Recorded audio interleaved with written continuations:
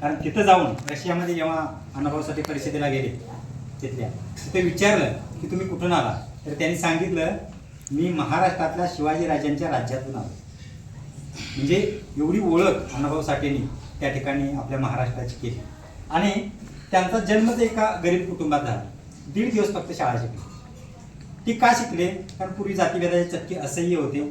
आता काय त्यातलं राहिलेलं नाही, परंतु पूर्वीच्या काळचे जे लोक होते त्यांनी जे प्रस्थापित लोक होते किंवा मनुवादी जे लोक होते त्या लोकांनी खूप त्रास दिला होता, बाबासाहेबांच्या पासून त्रास दिला होता. म्हणून तर संत तुकारामांना गुरु मानलं शिवाजीराजांनी, शिवाजीराजांना गुरु मानलं ज्योतिराव फुलेंना गुरु मानलं डॉक्टर बाबासाहेब आंबेडकर. ही अशी जी शृंखला आहे ही प्रत्येक गुरुकडून त्यांनी थोडं शिक्षण घेतलेलं आहे. काय काय आहे शिवाजीराजांच्या पोवाड्यामध्ये ज्या ज्या गोष्टी आल्या, शिवाजीराजांचा न्यायनिवाडाच बाबासाहेबांनी घटनेमध्ये नमूद केला. आणि म्हणून अशा या गरीब कुटुंबात जन्म आलेल्या वाटेगावच्या एका तरुणाला असह्य वेदना मुंबईपर्यंत जायचं झाल्या. 200 किलोमीटरची पायपीट करून अण्णाभाऊ साठे वडिलांच्या पाठीमागून मुंबईला गेले आणि तिथे कामगारांच्या काय मिळेल ते काम करू लागले. कामगारांच्या समस्या एक नेते झाले ते. आणि मग काही कालांतरानं त्यांनी एक लाल बावटा संघटना काढली. सरपंच साहेब, आता जी लाल बावटा संघटना आहे ही त्यांचीच संकल्पना आहे. आणि त्या लाल बावटा संघटनेमार्फत ते काही कलापथक करू लागले, काही गाणी गाऊ लागले, लावण्या गाऊ लागले. त्यांच्या बऱ्याचशा लावण्या लोकनाट्य तमाशामध्ये वापरले गेले. फकीरा कादंबरी त्यांची आहे, वारणेचा वाघ ते कादंबरी त्यांची आहे. अशा बऱ्याच कादंबऱ्या त्यांनी लिहिल्या. मी तुम्हाला नावं जास्त सांगत नाही. तर त्यांची गाजलेली फकीराची कादंबरी आहे. त्यांना महाराष्ट्र राज्याचा पुरस्कार, महाराष्ट्र राज्याचा मोठा पुरस्कार, राज्य पुरस्कार त्यांना मिळालेला होता. तर त्यांनी त्या 1.5 दिवसाच्या साहित्यामध्ये खूप कष्टातून ते शिकले. परंतु 1.5 दिवसात शाळा का शिकले हे सुद्धा एक मोठा प्रश्न आहे.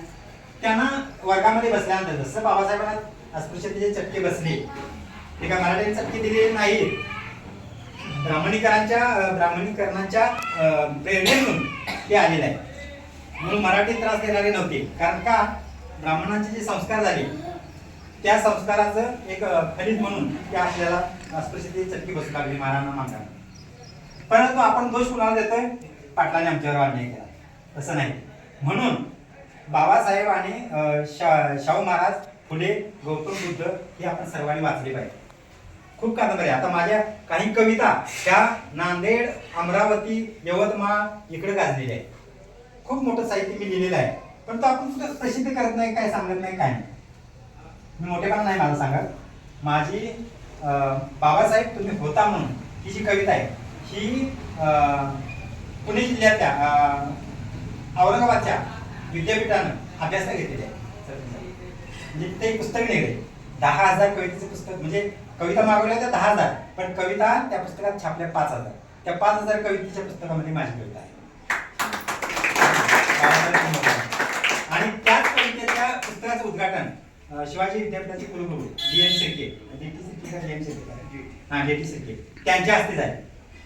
आज साळुंखेच्या हस्ते मला सत्कार झालेला आहे. नारायण सुर्वे यांच्या हस्ते उपस्थिती मी काळगावच्या रत्नागिरीमध्ये केलेली आहे. म्हणजे ह्या साहित्यिकांना जवळून बघितलेलं आहे. आणि म्हणून मला अण्णाभाऊ साठे का ऐकत आहे, अण्णाभाऊ साठेच्या साहित्यामध्ये शोषित गरीब पीडितांच्या संवेदना आलेल्या आहेत त्या पुस्तकामध्ये. त्यांनी जी पुस्तकं लिहिली त्या प्रत्येक पुस्तकामध्ये वारणेच्या भागामध्ये पण पीडितांचं साहित्य आलेलं आहे. म्हणजे त्यांच्या वेदना मांडलेल्या आहेत. त्यांच्या अंगामध्ये कम्युनिझम हा शिरलेला होता. म्हणजे काँग्रेसमध्ये ते काँग्रेसच्या वावरात असल्यामुळं त्यांना लोकसाहित्याची जाणीव होती, लोकांच्या वेदनेची जाणीव होती. म्हणून त्यांनी ते आपलं साहित्य त्याच्यामध्ये लिहिलेलं आहे.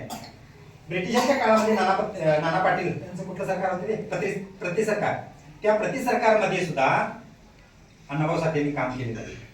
यथावकाशानं काही कार्यकर्त्यांना धरपकड केली, त्यात अण्णाभाऊ साठेंना पकडले गेले. अशा वेळेला त्यांनी एवढे असताना सुद्धा त्यांनी आपलं लेखन साहित्य